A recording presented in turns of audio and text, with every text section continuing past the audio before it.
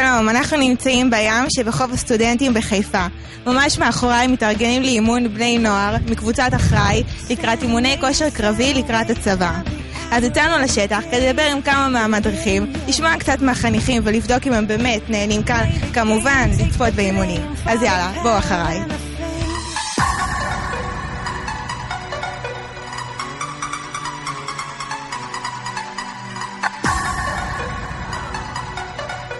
איך הגעת לקבוצת אחריי?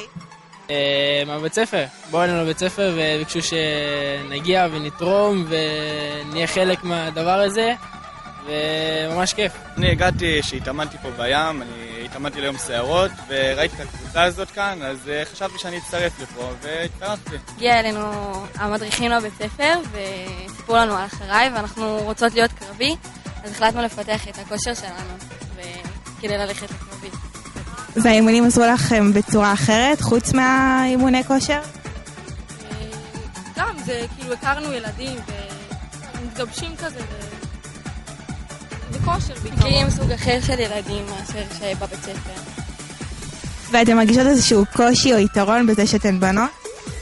אני לא חושבת, כי פה מתייחסים אלינו כעיקרון כאילו גם ככושר של בנים, מנסים לפתח את זה אצלנו כדי להיכנס לקרבי. וזהו.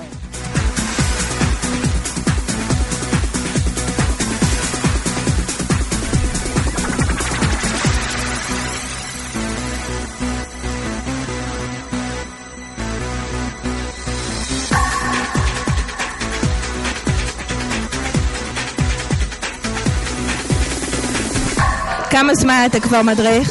אני מדריך שנה שנייה עכשיו באחריי, באתי לשנה אחת, התאהבתי בתפקיד ובנוער והחלטתי שאני רוצה להמשיך עם זה לפחות עוד שנה קדימה. מה עדיף, אימון אישי או בקבוצה? אין ספק שמבחינת ההכנה לצבא ולחיים בכלל ובדגש גם בצבא על יחידות מובחרות, האימון הקבוצתי נותן דברים שאי אפשר להתאמן עליהם באימון אישי. אם זה כל מה שקשור לעבודת צוות, למנהיגות, לפיקוד על משימה, יכולת הובלה של דברים, לגיבוש, שזה דברים שמאוד מאוד חשובים בצבא, בכל סיטואציה צבאית שיש, וגם אחרי זה לחיים, אז אין ספק שאימון קבוצתי תורם בהרבה.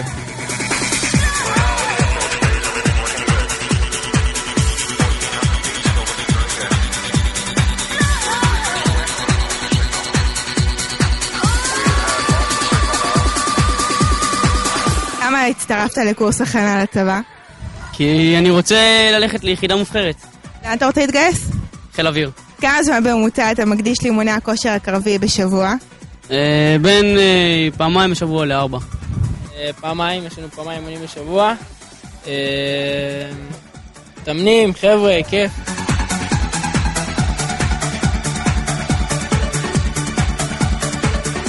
אנחנו סיימנו, האימונים נגמרו מזמן וכולם כבר הלכו הביתה.